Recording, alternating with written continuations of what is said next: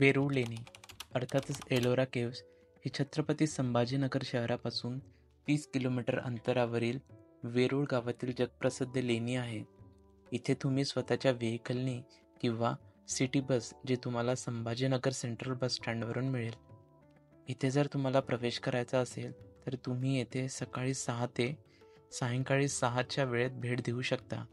मंगळवारी ही लेणी बंद राहतील. संपूर्ण परिसर बघायला तुम्हाला 3 ते 4 तास लागेल. लेणीमध्ये प्रवेशासाठी 40 रुपयाचं तिकीट ऑनलाईन आणि ऑफलाईन अवेलेबल आहे. एलोरा गुफा आपला हिंदू धर्म, बौद्ध धर्म आणि जैन धर्माच्या स्मारकासाठी जाणले जाते. आपण सगळ्यात आधी कैलास मंदिर एक्सप्लोर करूया, जे की लेणे क्रमांक 16 आहे. प्रवेश करताना तुम्हाला शिवाच्या विविध मूर्ती कोरल्या गेलेल्या आढळतील. जगातील सर्वात मोठे रॉक कट मंदिर अर्थातच कैलास मंदिर इथलं विशेष आकर्षण आहे. या मंदिराची निर्मिती ही आधी कळस मग पाया या तत्वावर केली गेली आहे. भारतातील सगळ्या लेणी या एकतर खालून वर नाहीतर डोंगर फोडून समोरून आत अशा बाहेर केलेल्या आहेत. मात्र कैलास मंदिराची निर्मिती अतिशय नियोजनबद्धपणे कळसापासून पायापर्यंत करण्यात आलेली आहे. ज्ञानेश्वरांनी वर्णन केल्याप्रमाणे चिंचेच्या पानावर देऊळ बांधिले, आधी कळस मग पाया रे. कैलास मंदिर हे राष्ट्रकूट वंशातील राजा नरेंद्र कृष्ण यांनी सन 757 ते 783 या काळात बनवले असल्याचे संदर्भ आढळतात. हिमालयातील पांढऱ्या शुभ्र बर्फामध्ये कैलास पर्वतावर महादेवाचे वास्तव्य आहे, असे हिंदू पुराणामध्ये म्हटले जाते. त्यानुसार हे मंदिर जेव्हा पूर्ण झाले तेव्हा त्याला पांढऱ्या रंगाचा लेप लावण्यात आला होता. मात्र आता हा लेप काळाच्या ओघात निघून गेला आहे. तरीही काही ठिकाणी आपल्याला त्याचे अंश बघायला मिळतील.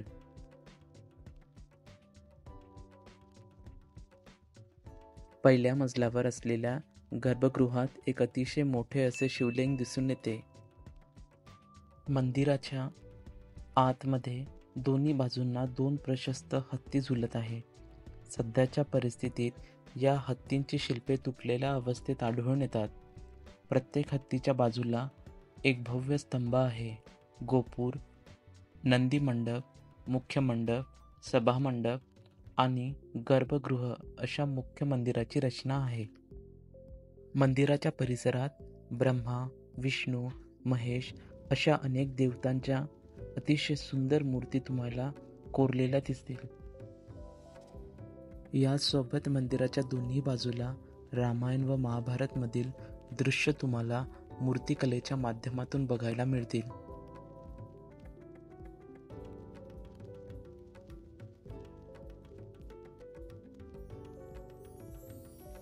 जरी ह्या मूर्ती काही ठिकाणी तुटलेल्या दिसतील, परंतु त्या काळात त्या किती सुंदर असतील हे तुम्ही नक्की इमॅजिन करू शकाल.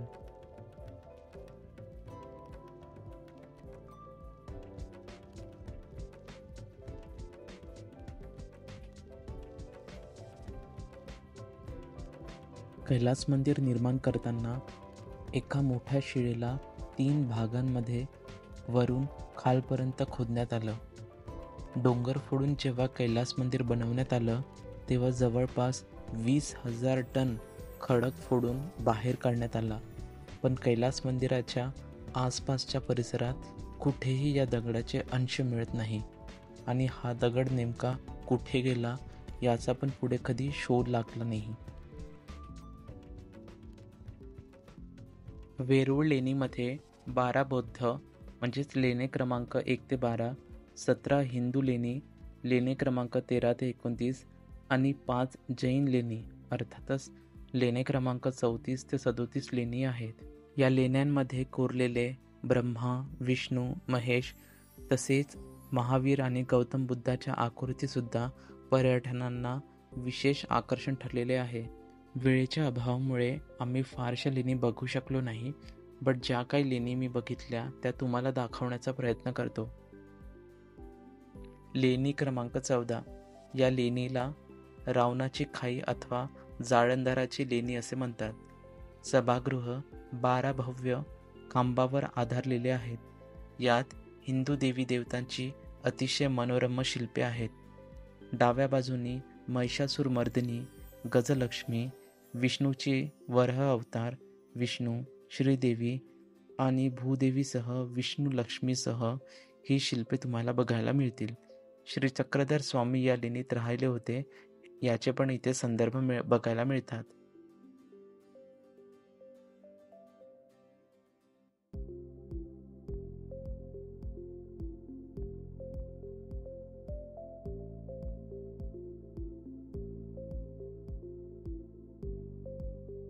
लेणी क्रमांक 15 ही लेणी 2 मजली असून या लेणीस दशावतार किंवा घुमेश्वराचे लेणे असे म्हणतात. लेणी क्रमांक 10 या लेणीला विश्वकर्मा लेणी असे म्हटले जाते.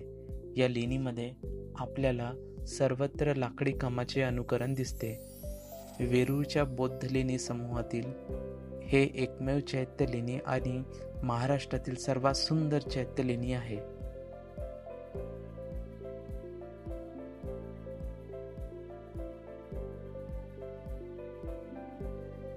लेणी क्रमांक 6 या लेणीमध्ये तुम्हाला गौतम बुद्धाची मूर्ती बघायला मिळतील.